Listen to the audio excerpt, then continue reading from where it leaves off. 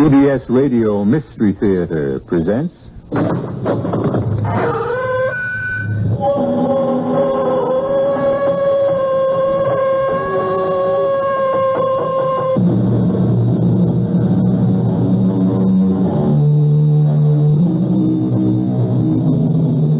Come in. Welcome.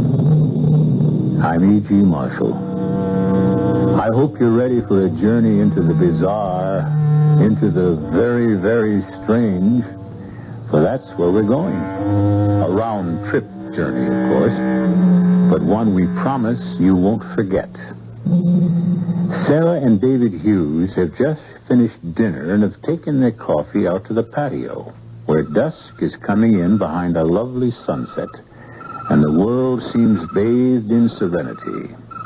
But beware of peaceful places at peaceful times. Things change. Sometimes suddenly. David? You know, I was almost asleep. David, what is that up there? What's what? Up where? Up there, in the sky. There's funny lights. This is a jet, I guess. We'll be hearing it in a few seconds. A jet making a circle of light? They don't come in from that direction. They're not fast either, David. It looks as if it's heading straight for us. Nonsense. Of course it isn't heading straight for us. David! A flying saucer. Oh, come off it, Sarah. An unidentified flying object. We actually saw it. Sarah, it was nothing of the sort. It was simply... Well, it was... Can you identify it? Well, no, not offhand. An unidentified flying object. David, we've made a sighting.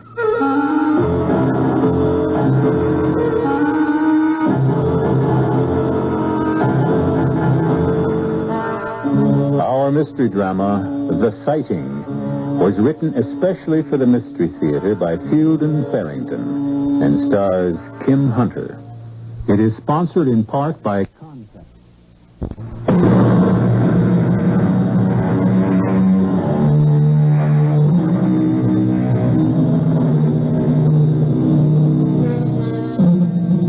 UFO sightings, although they are remarkable, are not uncommon. There have been, who's to say, thousands of them, maybe tens of thousands, if you include those that have gone unreported. Of course, some people poo-poo them as optical illusions, or weather balloons, or light reflections on clouds, or even just plain imagination. But others, many others, take them quite seriously and would like very much to know what and why and possibly even who they are.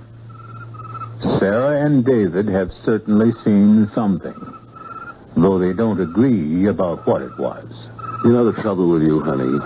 You let your imagination run away with you. You see a funny light in the sky, and wham, it's a flying saucer. Well, you can't say it wasn't a flying saucer.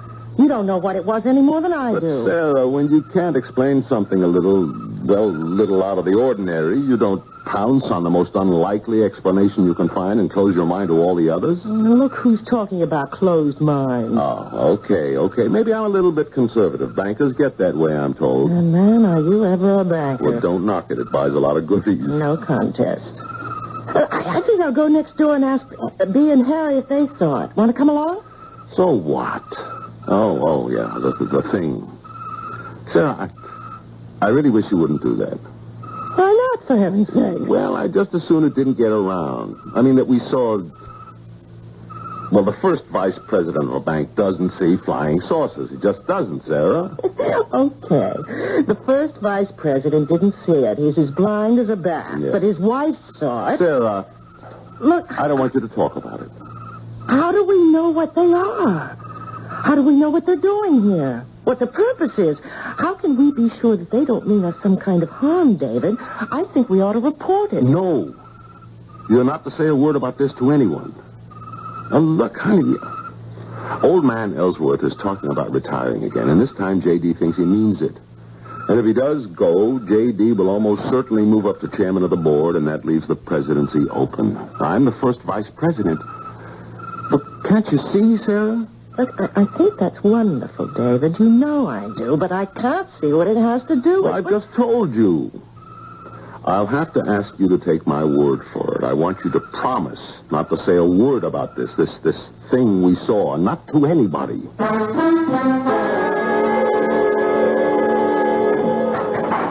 Anybody home? Oh, hi, Bee. You got any shopping to do this morning? I don't think so, no. How about a cup of coffee? Okay. They're supposed to have some fresh whiting at Avery's today. Doesn't David have a big thing about whiting? Yes, David has a big thing about whiting, but he's more likely to get cold stew and leftover parsnips. Oh? Garnished with arsenic. Bad one, huh? Honestly, Bee. You ought to thank your lucky stars you're not married to a banker. Oh, I don't know. You ever try living with a man who was in wholesale pharmaceuticals? Give him whiting. That's my advice. He can't eat and quarrel at the same time. Did you and David see that thing come over last night? Come over? Fly over, you know. Looked like a flying saucer to me. But Harry said it was a jet with some fancy new kind of lights or something. I never heard a jet sound like that. Oh, no, I guess we must have missed it. Why, doesn't Harry believe in flying saucers? Wouldn't believe in one if it landed smack on top of him. They still playing bridge tonight? As far as I know, at your house. Want me to bring anything? Money. It's our turn to win. You want me to get some whiting for you if Abel has it? Oh, would you mind? Not much. Sure, I'll bring it over later. I'll tell you one thing. I don't ever want to fly in a jet that sounds the way that thing last night sounded.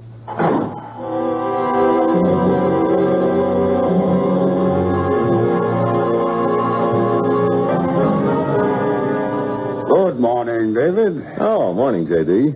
You busy right now?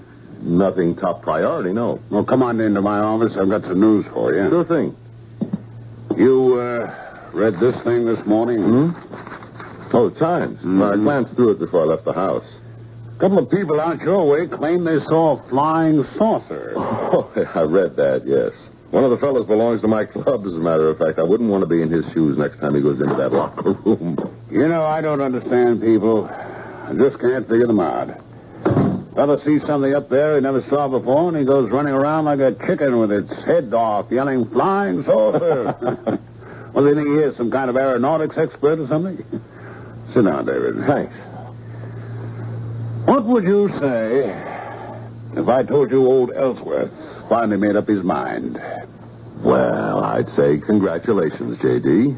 He's retiring the end of the year. Made up his mind yesterday afternoon, apparently. Plans to announce it sometime later today. Congratulations, J.D. Oh, no. It's premature, my boy, premature. Board has to vote on the new chairman. There's no guarantee they'll pick me. I can be pretty crusty sometimes, you know. Made some enemies. That's your year's salary. Oh, yeah. Bankers don't gamble now. Had to vote on the new president, too, of course, but, you've got me in there lobbying for you. Thanks, J.D. Ah, nonsense.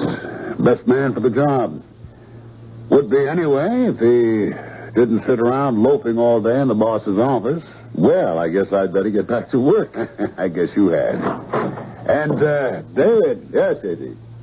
Try not to see any flying saucers. Wouldn't help a bit.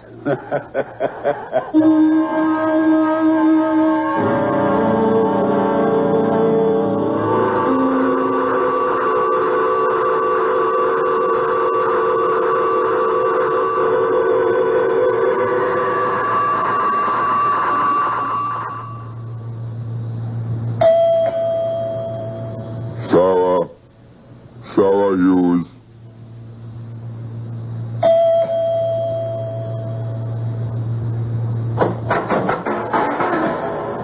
Sarah, I know you're in here.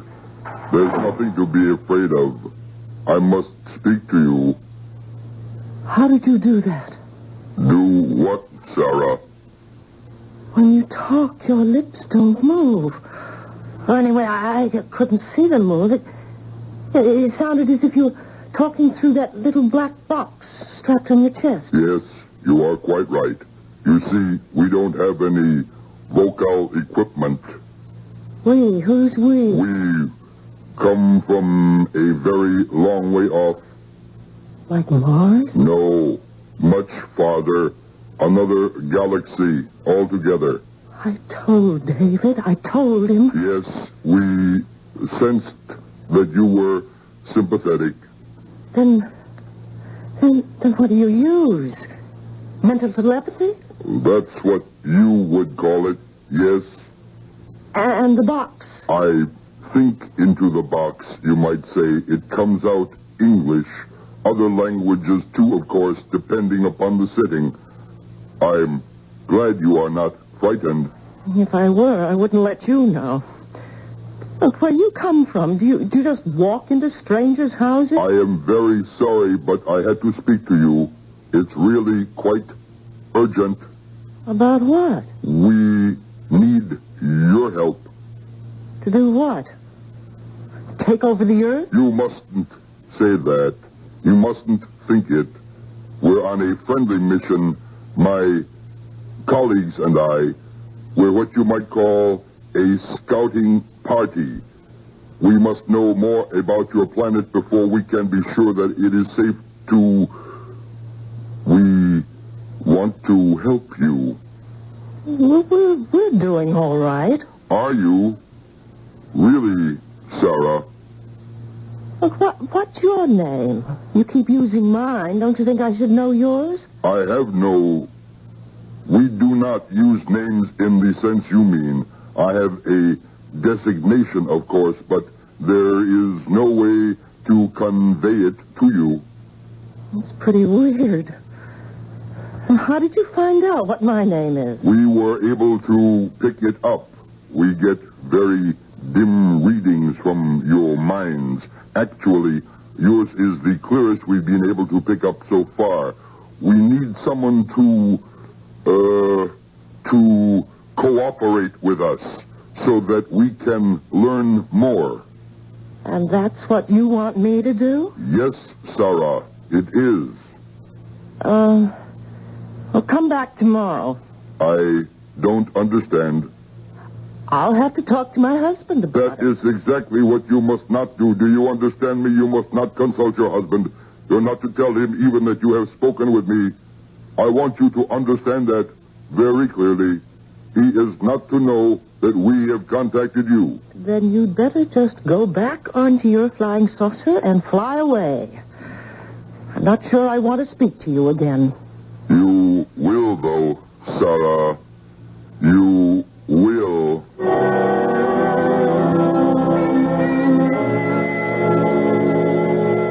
You don't believe me, do you?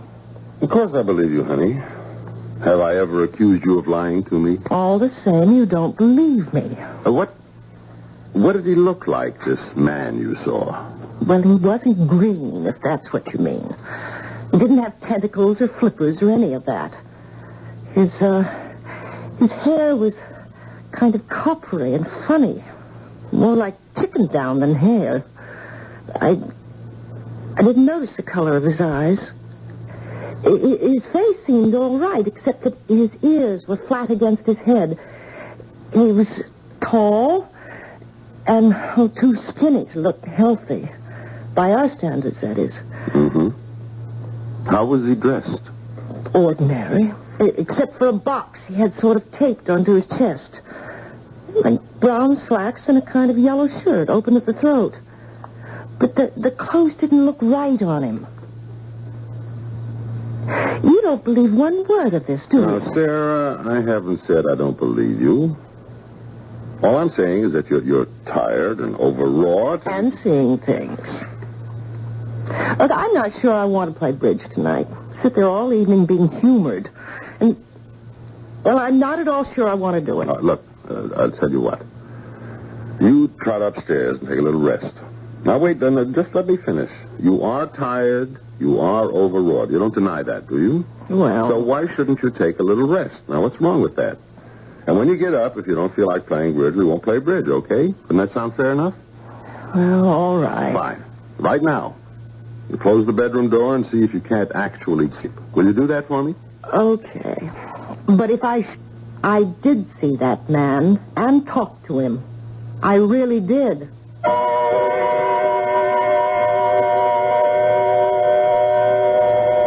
The whole thing an hallucination? Let's not be too sure it wasn't just because we heard it ourselves. After all, we were primarily interested in what Sarah heard, weren't we? Or thought she heard. Let's not rule out the possibility that we were hallucinating along with her. Perhaps we'll learn the truth about that when I return shortly with Act 2.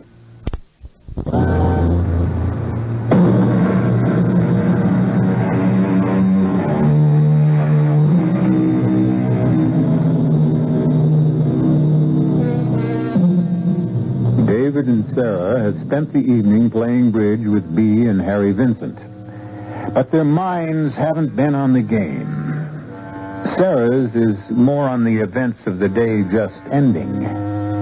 How often do you speak with a man from outer space? Now the game and the evening have finally come to an end. David, my friend, we ought to do this more often. Yeah. You owe us, you can check my arithmetic if you want to. You owe us $3.76. With the cards you two held, how could you lose? Oh, come on, don't grouse, David. About 10 more nights like this, and maybe we could get even. Oh, it was all my fault. I told you I didn't feel like playing bridge tonight, Dave. Oh, forget it. You were no worse than I was. Well, after all, it's only a game. Yeah, said he, tucking away his winnings. I wonder if I drank $3.76 worth of beer. Well, there's more out in the kitchen. Come on out. Maybe you can break even. Now, what are those two cooking up? Oh, I don't know. Is the fight still going on? With you and David, I mean?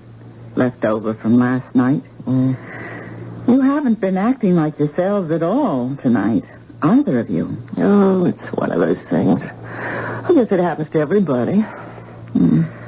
David, don't you think we ought to go now? You have to work tomorrow. Okay, honey.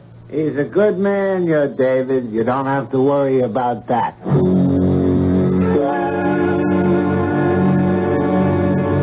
David? What did Harry mean when we were leaving? He's a good man. Oh, honey, turn the light off, will you? I'm dead. It's something to do with me, isn't it? Okay, you'll have to know anyway. I asked Harry for the name of a good psychiatrist. A psychiatrist? Yes, earlier. I called the doctor before we left, too. Told him it was an emergency. I got an appointment for you for tomorrow morning. But it is an emergency. You don't realize how... I knew you were going to be angry. Sarah? I'm not angry. If he's any good, maybe he'll be able to convince you I'm not seeing things.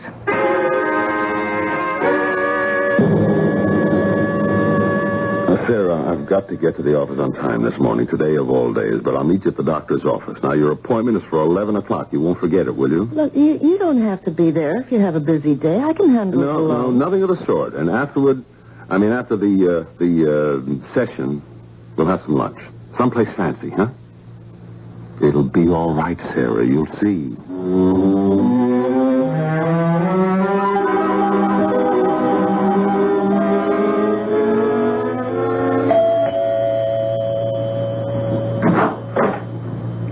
Oh, it's you again.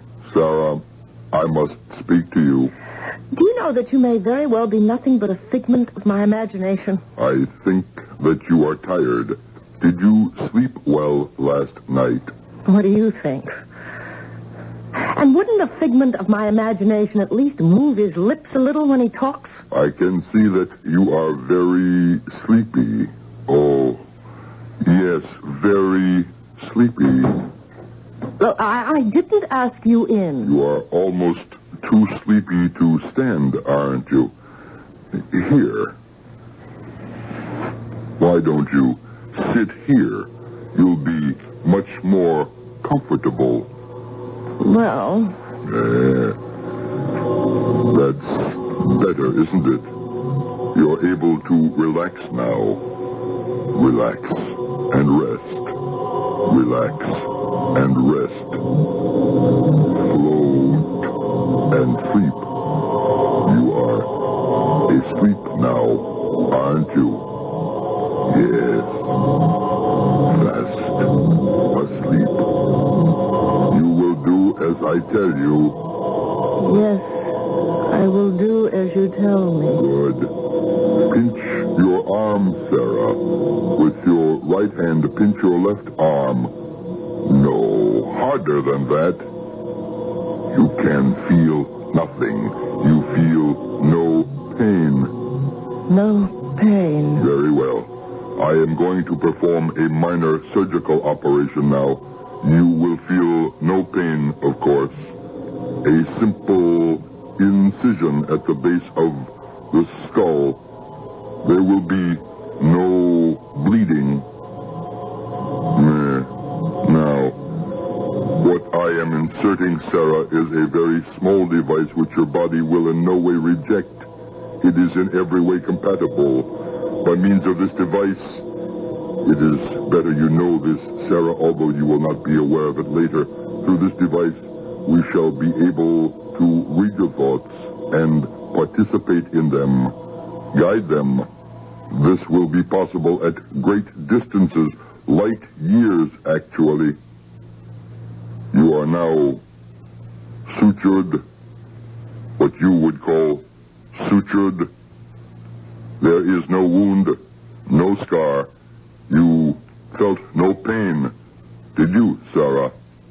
No pain. And yet your own doctors would find this type of surgery very difficult, if indeed at all possible to perform.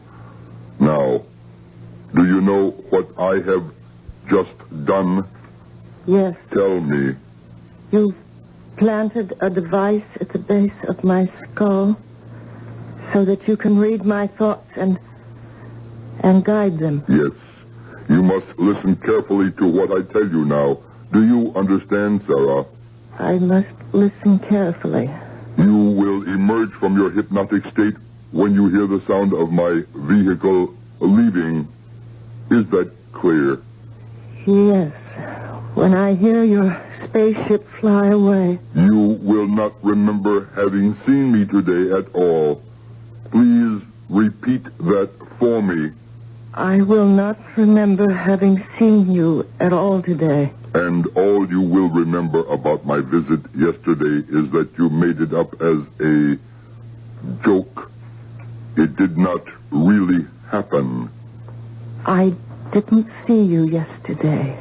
It was a joke I made up. Very well. When I leave the room, you will fall into a deep sleep. When you hear our vehicle moving away, you will awaken feeling as though you have a long, healing night's rest. Is all that clear? It's all clear.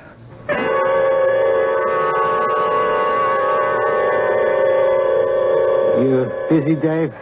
Harry! No, come on in. Aren't you a little out of your territory? Well, yeah, I am. I knocked off and came over here because, Bea called me a few minutes ago to say she's seen the damn thing, too. Seen what? The saucer, the flying saucer. Oh, Bea saw it? Yeah, says she did. Says it was hovering there right over your backyard with a door open, like practically the whole side of a ship, she said. And a kind of stairway coming right down onto your lawn. Oh, come on, not Bea, too. What are they trying to do to us? Well, to tell you the truth, Dave, I don't think Bea was putting it on. She can't lie worth a nickel, and she sounded scared, really scared. And, anyway, that's not all. For Pete's sake. She'd started out shopping, see, and forgot to take a list with her, so that's why she went back. I mean, that's how she happened to see the thing in the first place. All right. So, she went back in the house and was watching through the window, and I swear, Dave, this is what she said. A tall, skinny man came walking out of your back door and went up the stairway and into the saucer. Then it made that crazy whooshing noise like we heard the other night. I did hear that, Dave. I honestly did. And it didn't really sound much like a jet. Well, anyway, it made that noise and took off. Like 1,000 miles a minute, Bee says. You think it's true? Well, unless Bee's blown her mind, too. She said she wanted to go right over to your place and see if Sarah was all right, but she was afraid to. Yeah, I think it might be true, Dave. I think, anyway, we ought to go out there and see.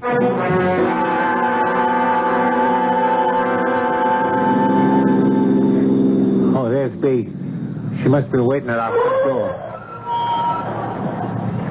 Oh, I thought you'd never get here, you Is two. Sarah all right, Bee? I haven't seen her. I can't help it. I was scared. You didn't see that awful-looking thing just hanging up there over your backyard, or the weirdo that came out of your house. Can we go in now? I don't mind as long as I'm with you two. Yeah, okay. I don't suppose one of them's still in there. I mean, since the thing took off. It wouldn't go away and leave one of them behind, would it? I'm still not ready to believe You'd it. believe it if you'd seen it. Sarah?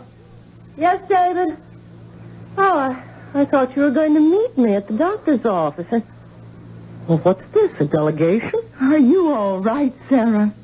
Why wouldn't I be all right? Sarah, did anything happen this morning? Not a thing. Not unless you count me falling asleep, sitting bolt upright in a straight kitchen chair. I really must have been dead on my feet. The man from the flying saucer didn't show up? Oh, come on. Don't you think we've had about enough of that nonsense? Nonsense. Sarah, I saw him. I saw him come walking right out your back door, plain as day, and get into his saucer and go. I saw that, Sarah. I really did. Oh, please, let's not anymore. So I made up a silly story. Now, I'm sorry I did. I never dreamed you'd all take me so seriously. Now, wait a minute. There's something wrong here. You were taking it seriously enough last night. Now, don't try to tell me you weren't. It was just a joke, David. Joke? I wish you could all see yourselves. You look as if you'd just come in from a funeral or something. Sarah, if it was just a joke, why didn't you say so when I told you about the psychiatrist? No, I'm all mixed up. I swear I saw a tall, skinny man with funny hair get into a flying saucer and fly away. If it was just a joke you made up, Sarah, maybe I'm the one who needs a psychiatrist, because I saw that. I know I did. All right. Sarah's going to keep her appointment, aren't you, Sarah? I don't see any point, David. You'd just be throwing your money away. Well, still, if I ask you to, you will, won't you? Well, if you want me to, why not? I can't see what good it's going to do, but I guess it can't do any harm. No, Sarah. What? What? I didn't say anything. You are not to see the psychiatrist. Is that clear, Sarah? You will not see the psychiatrist. Who said that? What? Nobody said anything. Didn't you hear it? B. I didn't hear anything. You will do as you are told. You will refuse to see the psychiatrist. Who are you? Sarah? I can cause you pain, Sarah. I can cause you great pain. David, what is it? Somebody keeps... Don't you hear that voice? I don't hear anything, Sarah. I do not want to cause you pain, Sarah, but I will if I must. You are not to see the psychiatrist. Come on. We better go, honey. The appointment's for 11 o'clock. All right, I'm coming. I'm sorry, Sarah. Truly, I am. David. David! David, make it stop! Sarah. Make it stop!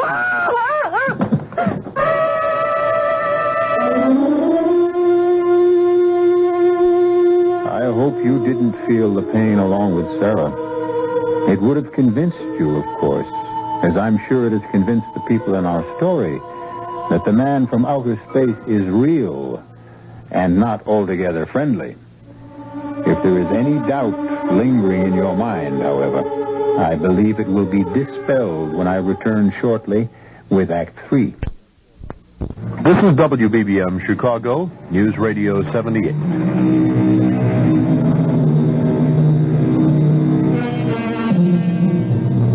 The willingness of the open mind to accept the new and seemingly miraculous, at least as an hypothesis, has always faced opposition from the less flexible mind, which finds the status quo easier to live with.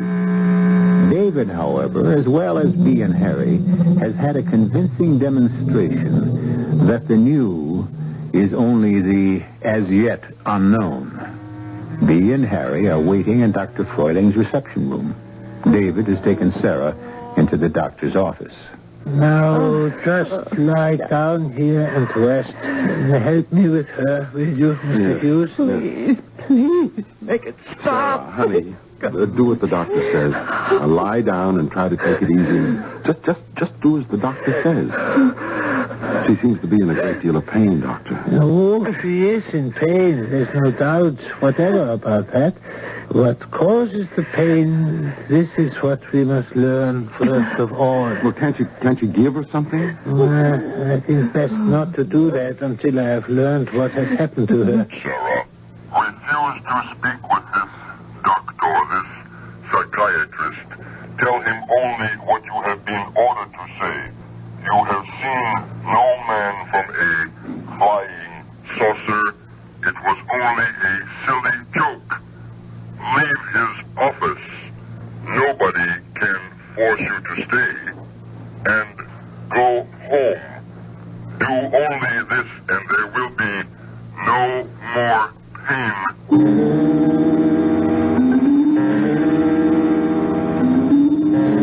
You are asleep now, Sarah. You are in a deep, restful sleep. You are resting in a quiet, lovely place where there is no pain. No pain, only rest. You will not sleep. You are uncomfortable. There's no severe pain now, but you know there will be if you listen to this man. Now, Sarah, I want you to tell me exactly what happened this morning before David came back from his office. I can't, Dr. Freuling. Uh-huh. Well, it is not yet. We try again.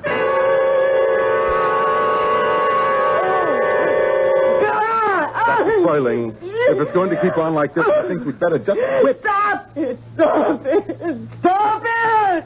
We are on the right track. He was there this morning. She told me that much before he got through to her again. We are going to win, Mr. Hughes. Well, win or lose, what's going to be left of Sarah? All of her, Mr. Hughes. More than there is of her now. Sarah, shall we try again? I can't, Dr. Freuling. You won't let me. You don't know how it hurts. It's no good, Sarah. You know it is no good. Now, try to relax and clear your mind of everything but what I say to you. I'll try. Sarah, what did the man do when he came to see you this morning? He said he asked me... Oh, no! No, Doctor. He asked me to help him. Stop it! Stop it, please! Sarah, you are under my control, not his. Pain will never stop until you do as I say. You must do as I tell you. Bear it, Sarah. You can bear it if you try. Help me, and it will all be finished sooner than you think. How did he want you to help him? It will be worth. The pain will be worth. He wanted me to... He wanted me to make it stop. He wanted you to what? Beat his contact. He couldn't... Oh, God.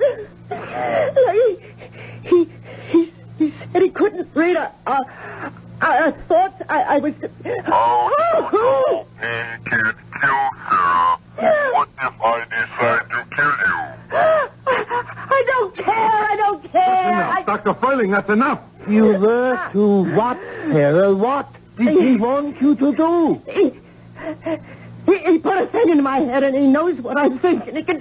No! He can hurt me with it. Oh! Fainted. Doctor, is Wait. Her pulse is strong. That's good. Is she... She will be all right. He cannot hurt her while she is unconscious. He put a thing into her head. Is that what she said? Is that what you heard her say? Yes. Isn't there something you can do? Miss Jamieson, I want an ambulance at once. Emergency entrance physician's hospital. You may get Dr. Carter for me. Tell him physician's hospital at once.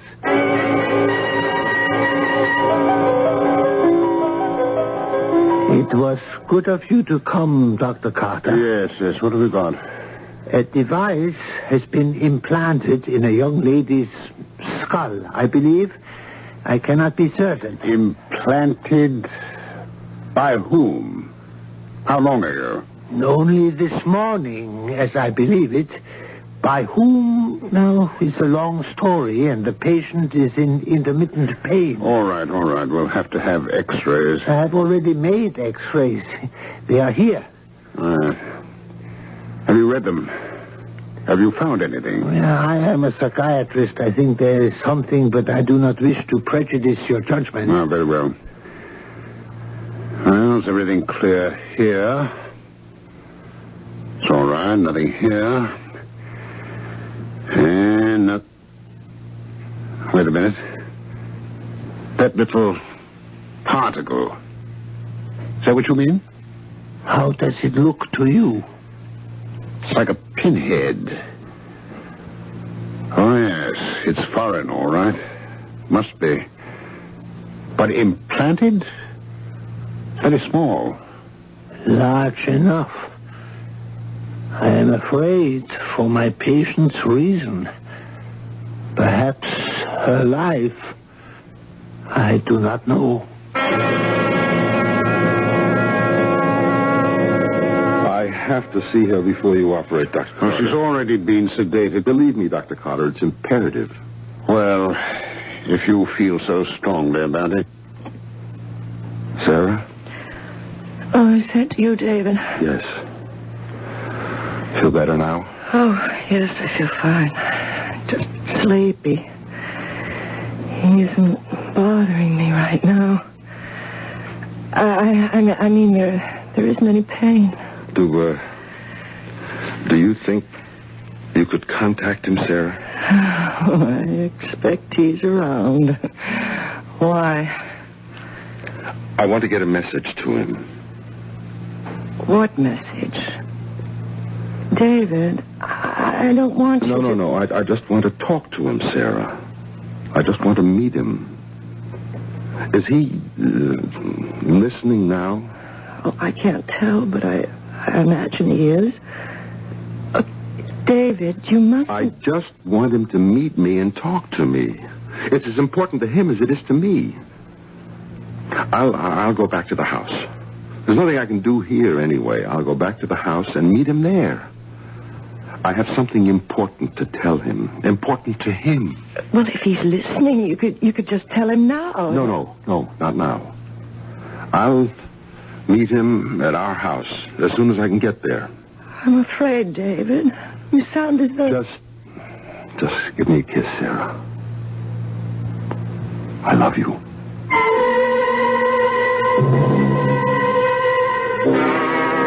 I have taken more trouble than you realize, Mr. Hughes, to meet you here. What is it you wish to tell me?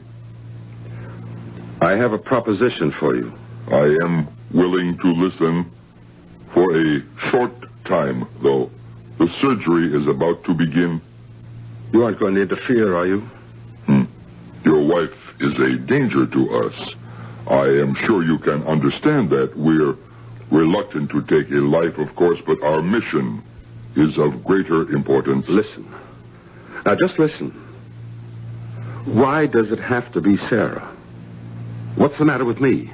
What do you mean? I mean, put your gadget, whatever it is, in me. Why couldn't you do that? I'd cooperate, don't you see? You wouldn't have any of this resistance you get from Sarah. Why? Why would you turn against your own people to help us? Aliens, as you call us. Why would you be willing to do that? Willing? I'd be doing it to save Sarah's life. Wouldn't you do as much for your wife? We do not have wives. Oh. Well, my wife is very dear to me. There's nothing, I guess, that I wouldn't do for her. So you Be quiet. What? Please, do not speak. I am in communication with my colleagues. Oh. Tell them... Be quiet. Oh, God, please. All right. You'll do it? No. We have decided against using you. Huh? We have learned a great deal from you. This love is your word. This is an unfamiliar factor. This love must be taken into consideration. We are not sure that anyone so afflicted would be sufficiently stable for our purposes. And what about Sarah? It is a risk to release her, of course, for we cannot erase her memory, but we have taken greater risks. Then you won't interfere with the operation? Not interfere. No, not the way you mean. We shall help. Your surgeon will need our help. Oh, thank God. How is she, Doctor? Fine. I have never seen anything like it. Would you ask her yourself? Sarah? Oh, David, I feel so much better. I feel perfectly well, as if nothing ever happened. Thank God for that. I have never seen such surgery. A motion picture at fast speed. His hands moved so quickly, I would never have believed it. Did you see him? The man from the saucer? Yes, honey. He's real. You'll be glad to know that. Oh, I do. Believe me, I know. Is she really all right, Dr. Furling? Quite, yes. She is free now. Yes, I'm free. But I don't think they've finished. They're too strong. We're too vulnerable. I'm safe, yes, for the time being at least, but I don't know if the world will ever be really safe again. Maybe it will. They've discovered a new factor. Maybe it's stronger than they are.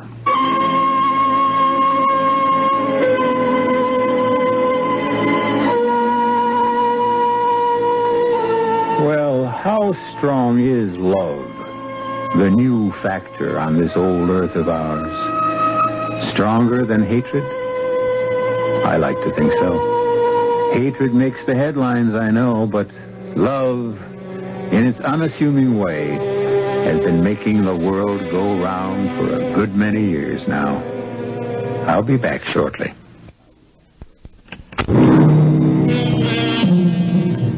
David is president of his bank now, and doing a very good job of it, too.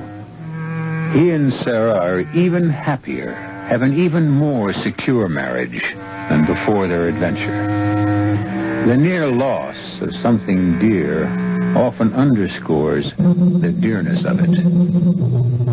Well, whether you come by UFO or some more conventional method of travel, be here to join us for our next chilling story. Our cast included Kim Hunter, Nat Polan, Ralph Bell, Joe Silver, and Robert Dryden. The entire production was under the direction of Himan Brown. And now, a preview of our next tale. You can't get anything past our border guards. Yes, it was just an idea. Besides, we have to fly out of here. I'm going to a convention, then you're going on a tour. Now, let me apply some scientific thinking to this. How can I get that platinum out? Oh, no. No, I don't believe it. You don't believe what? What just flashed in my brain? It's so simple, so ridiculously easy. And it's absolutely foolproof. What is? This plan, this idea. Tell me. No, darling. You're too important. Well, if I'm so important, shouldn't I know? No. This is E.G. Marshall inviting you to return to our Mystery Theater for another adventure in the macabre. Until next time, pleasant dreams.